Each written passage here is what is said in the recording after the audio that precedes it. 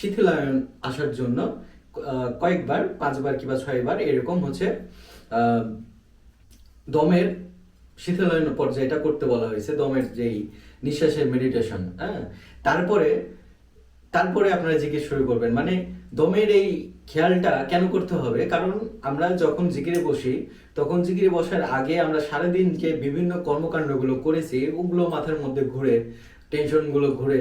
তো এই জন্য আমরা জিকির করার আগে আমরা কি করব, কিছুক্ষণ 5 মিনিট, এই ভিডিওতেই কিন্তু রেকর্ড করা আছে, আপনার ভিডিওতে বুঝতে পারবেন চালিয়ে বসলেই।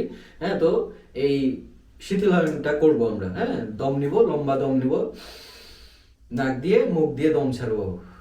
হ্যাঁ, মুখ দিয়ে দম ছাড়বো। তো দম নিব যখন, তখন খেয়াল করবেন, মনে মনে ভাববেন, কল্পনা করবেন যেন আল্লাহর রহমত আপনার মধ্যে প্রবেশ করতেছে। আর মুখ দিয়ে যখন দমটা বের করে দিচ্ছেন তখন